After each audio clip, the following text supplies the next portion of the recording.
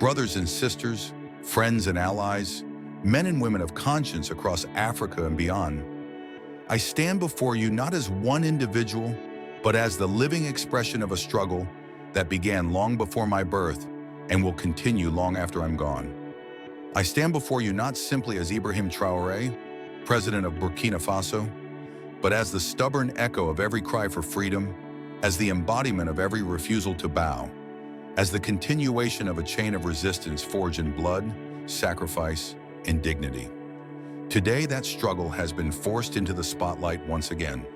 For Scotland Yard, an institution whose very name reeks of empire, whose very foundation was built on enforcing colonial order, has dared to issue an arrest warrant in my name.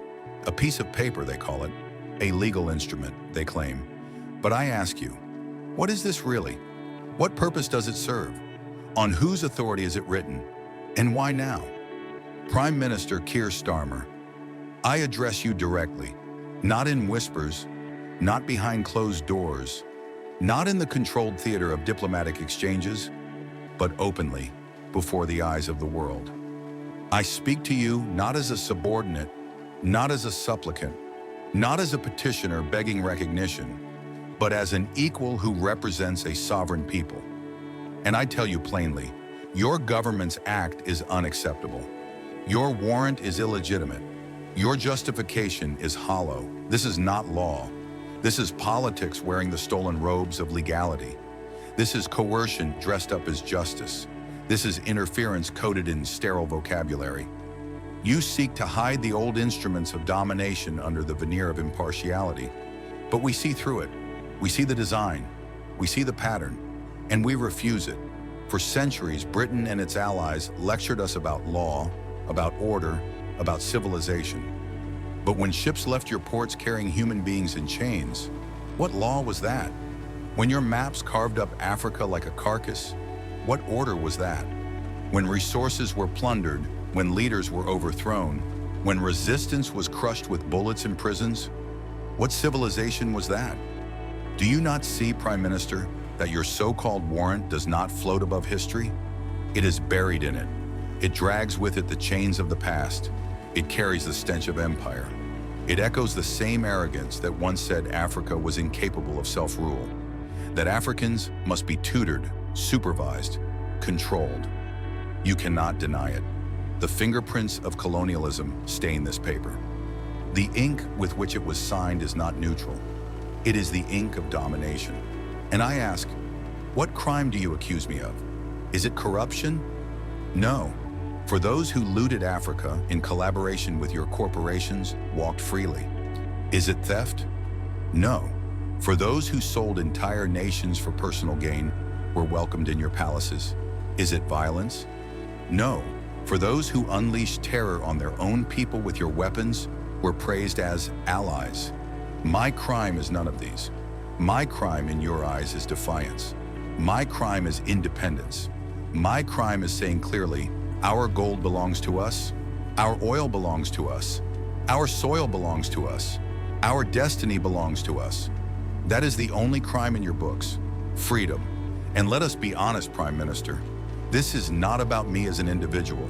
This warrant is not designed to shackle one man. It is designed to send a message. It is a flare shot into the night sky of the global south, a warning, look at him. See what happens to those who resist. See what becomes of those who refuse our contracts, who reject our dictates, who will not bend their knees. It is not a warrant. It is a threat. It is not justice. It is intimidation. But intimidation does not work on us. Do you think Africa trembles at paper? Do you think we have not already endured the worst? Our ancestors endured centuries of slavery, and yet we live. Our people endured colonial wars, and yet we stand. Our leaders were assassinated. Lumumba, Sankara, Nkrumah undermined, Cabral murdered, and yet the fire never died. What is one warrant compared to the oceans of blood already shed? What is one foreign signature compared to the unbreakable will of a people forged in resistance? We are not naive. We know what lies beneath your language of international law. It is not about justice. It is about resources. It is about power. It is about fear. You fear that an Africa standing tall will no longer sell its wealth for pennies.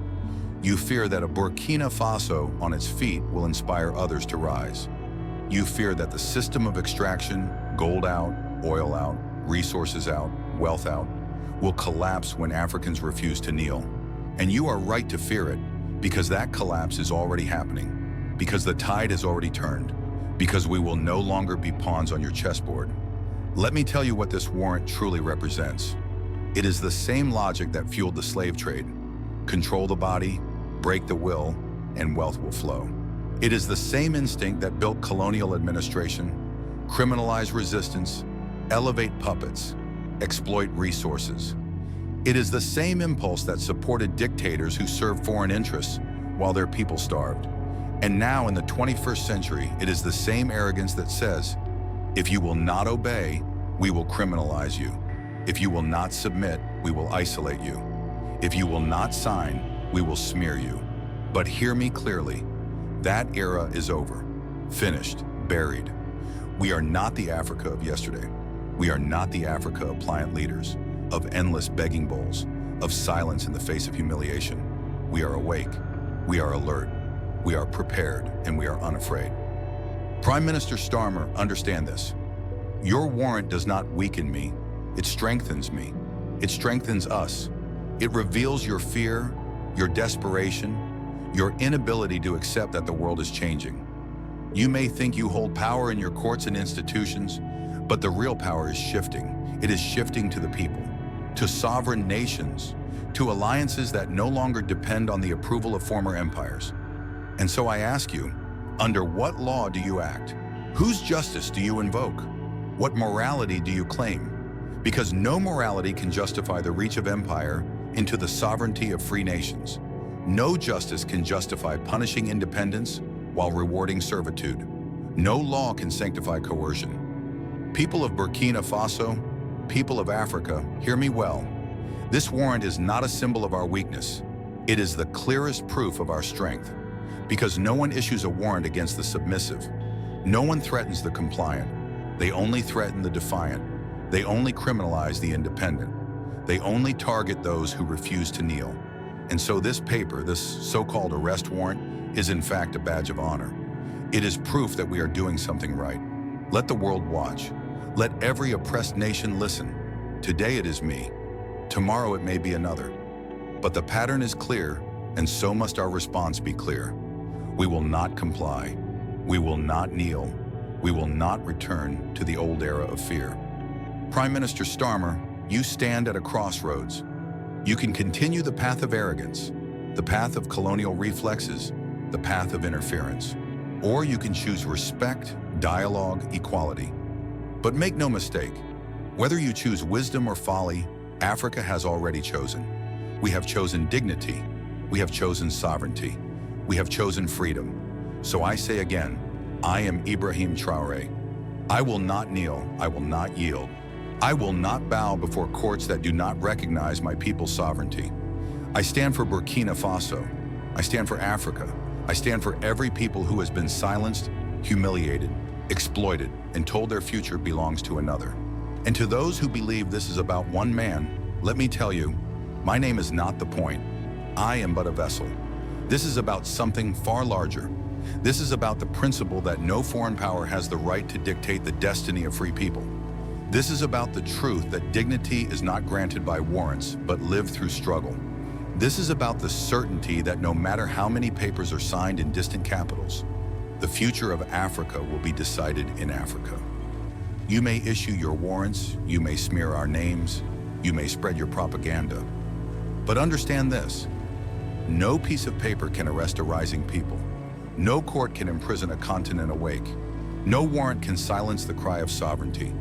So let this warrant be your monument, Prime Minister, a monument to desperation, a monument to the crumbling of an old order, a monument to your fear.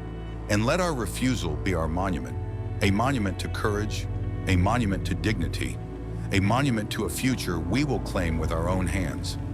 Ibrahim Traoré does not kneel, Burkina Faso does not kneel, Africa does not kneel, not now, not ever. Thank you.